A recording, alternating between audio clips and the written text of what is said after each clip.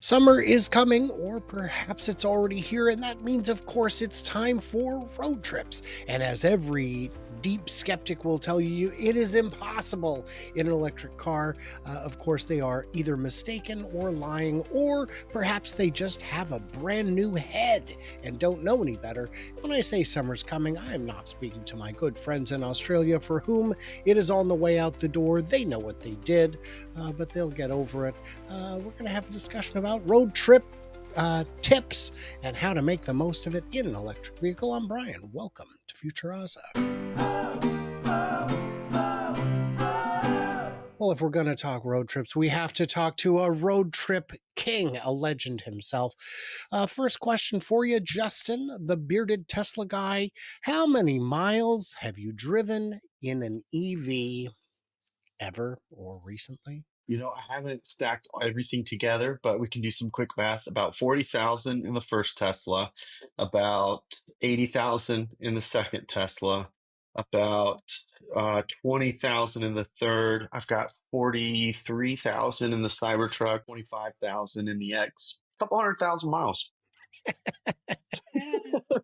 And that's really not in that many years because I have seen you uh, coast and coast, and I've seen you in between. So I've seen you coast to coast in the north and the south and the east and the west. And rumor has it you've even gone to the Arctic Circle toting a photograph of my head.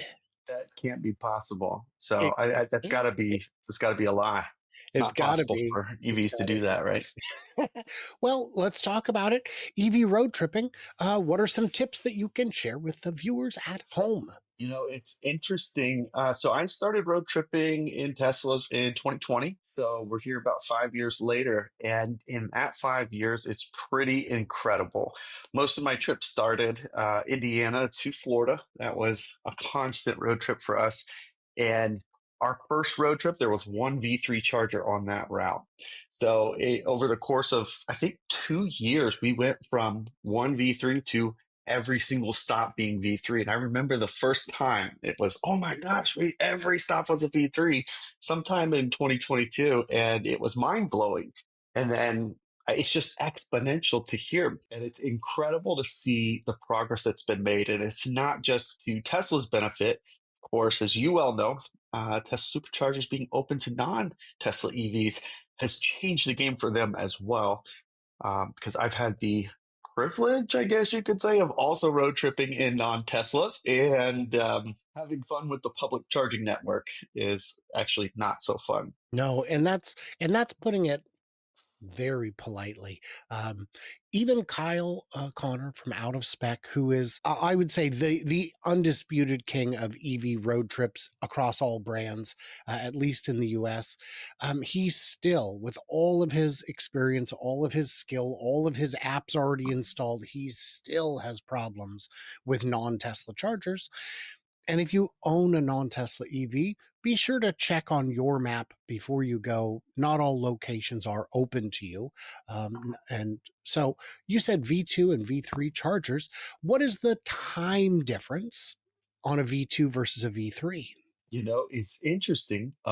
There have been some folks who have done a full charge to show the time difference, assuming you're not splitting charging, which, for those who don't know, on a V2, if somebody is using the same cabinet or the stall next to you, it's going to split that charge and cut it in half. So instead of 150 kilowatts, you might be getting 74 or something like that, and versus 250 or just dedicated full speed all the time. If nobody is using that other stall, the difference isn't that much. However, the change comes when you do have to split and it gets derated. Those are not liquid cooled.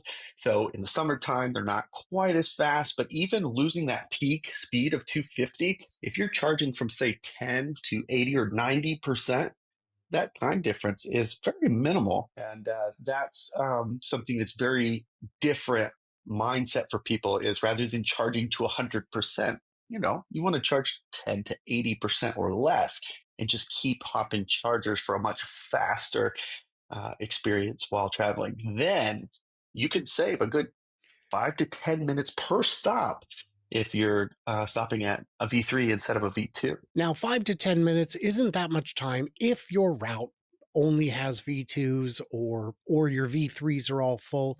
It's not going to kill you, but it'd be nicer to have the V3. Here's a public service announcement. This is something I did on my road trip out to Michigan last year.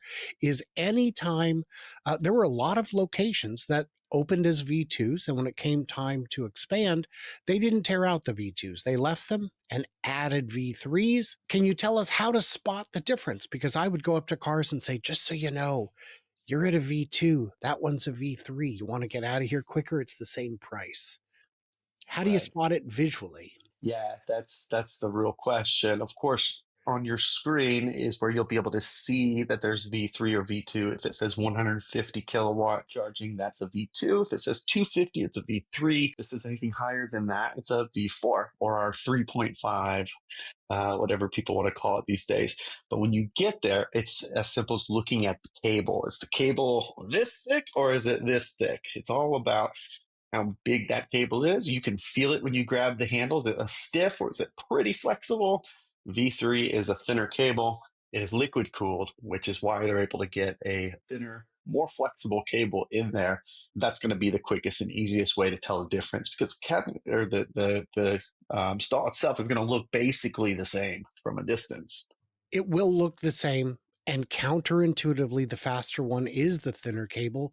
The way I think of it is the V3 is kind of like a gas hose, and the V2 is darn near a little can of V8. It's Yeah, thick. it's Um, thick. and Even then, sometimes it's you'll still more see, flexible than the CCS chargers, which is crazy. and sometimes some stations will on top have little tags that stick out that say what they're rated at. That'll save you some time. And the Uh, other way is if you see instead of A, B, A, B, A, B, if you see A, B, mm, C, D, C, D, C, D, you're looking for A, C, D, C, something like that. That'll tell you it's a V3. that's fun. Now, what are some other road trip tips for EVs? Yeah, believe it or not, I do travel with a CCS adapter, whether I'm in the Cybertruck or a Model Y or whatever. And the reason is because it's still in this day, in the middle of the country, kind of West Texas, that really rural area, there are still some areas where V2 is your only option. And on a busy travel weekend, that might only be six stalls. They might all be full and everybody's getting slow charging. You may want to consider looking at Electrify America, which might be around the corner and be able to give you a much faster charging experience. But that is a gamble. But I do actually bring that with me because sometimes it does work out that way. Mhm. And you travel enough that that you're, the first few times you go on a road trip, at least for me, I was scared. I didn't know what I was doing. Is it going to work? And of course, it does. Now, I'd had the luxury of traveling with other people on road trips, so I could see how it works, and that's a whole layer of comfort added. When I go on road trips, one thing I've always liked to do my whole life is stay at hotels that give you a free tank of gas. Is that a thing? A free tank of gas? It is a thing, and unfortunately, it's still today not super easy to find the hotel on hotels' websites. There's several apps you have to use, but there is an update to PlugShare, the app that actually does kind of work. So now, when you are looking at PlugShare down here at the bottom, The you hell will is see grinder? don't worry about that.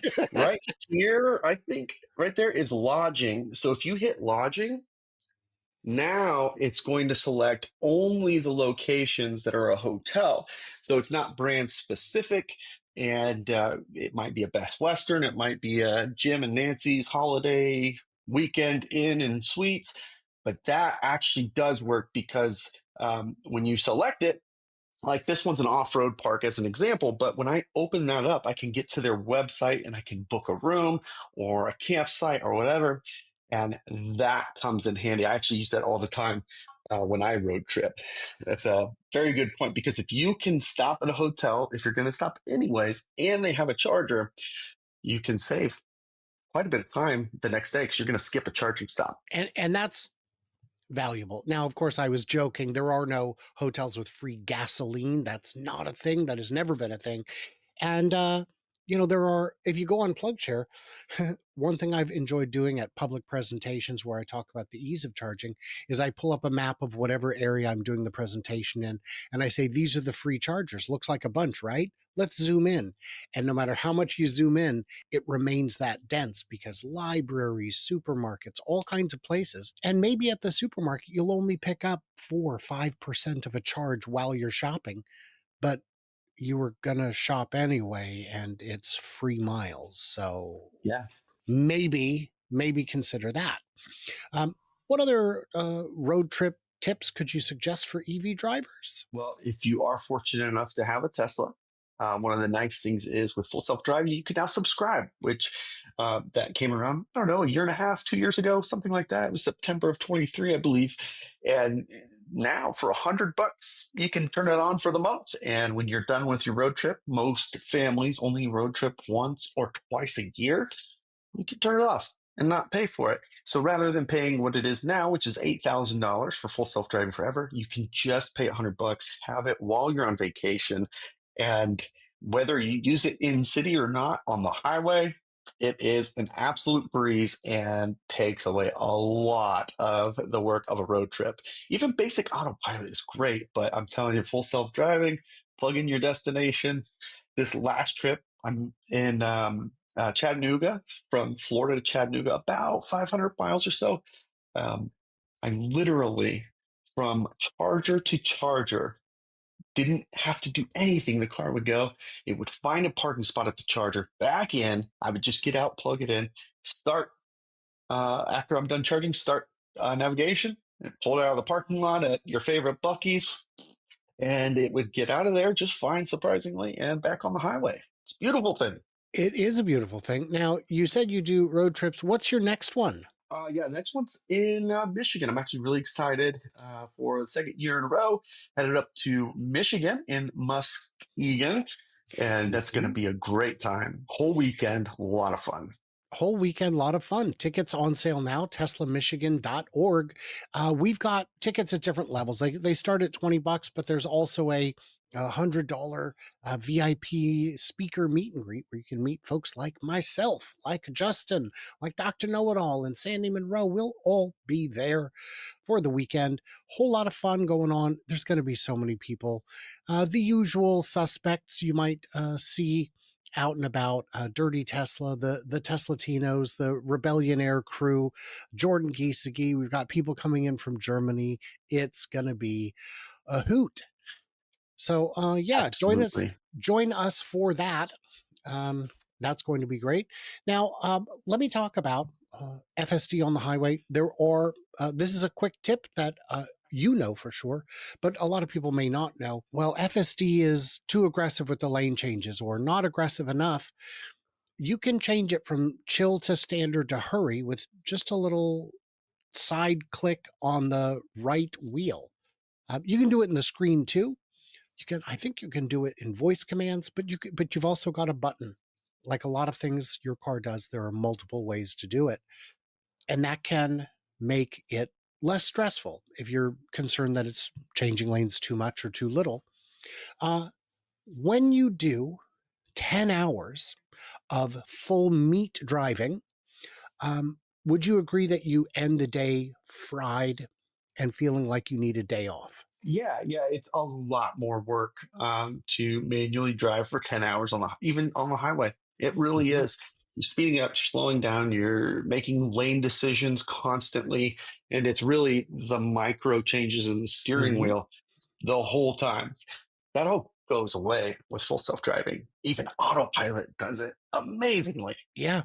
I've done I think my longest is 12 or 13 hours on in the Tesla, and I arrived sleepy. I wasn't fried. Uh I didn't feel like I just escaped a situation. I was just, wow, I'm sleepy. I take those charging breaks to stretch my legs, get refreshments, use the restroom. And you do see these people who still say, I will never do it because I have to power through to my destination. I hit the drive-through and I'm back up. First of all, the drive-through takes time. You might as well have just parked it, charged, and gone in and got your food that way and use the restroom. Stop pooping in jars on road trips is what I'm saying. Uh, We use and bags now, yeah, Brian. yeah. We're Oh, eco-friendly. okay. Oh, okay.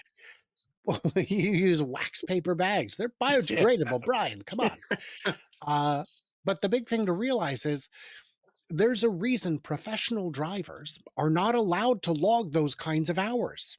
It's dangerous. And while you Yeah. may feel like you're in control and you're safe after 13, 14 hours straight with no more than 4 minutes to gas up every 5 hours, you are not safe. And I do not wish to be on the road with that person. Yeah. Any other thoughts before we wrap this up? No, I think it's an important thing for non-Tesla EV owners as well. So you now have access. Most people now have access to Tesla charging network, and you do that all through the Tesla app. Now there is an upcharge for a non-Tesla to use it, but in most situations, it's still cheaper than the local Electrify America charger or name your brand. And beyond just being cheaper, even if it was the same price, even if it was slightly more, it's reliability. And that's the difference. We now have finally a new contender in public charging out there, Ionic, and they seem to really care about what they're doing. It's not a compliance build. So they're actually building good equipment and they're maintaining these sites, unlike some of the other stuff out there. So pulling in and guaranteeing it's going to work, pulling in and not having four stalls, two of the fastest, one of them being down, the other one being blocked by a Chevy Bolt who can only take 50 kilowatts. That's all a big deal, and this is part of that complete package that Tesla has intentionally thought through from the very beginning, and it only helps everybody, not just Tesla owners, which is pretty cool. It is pretty cool. And you're right about the price. Electrify America sometimes is pretty egregious with their pricing. I've seen them as high as $1 a kilowatt hour, which is eye watering when you consider you might be bringing your Silverado or your Hummer in for a $200 plus charge. That's that's shameless. And I mean, okay, fine.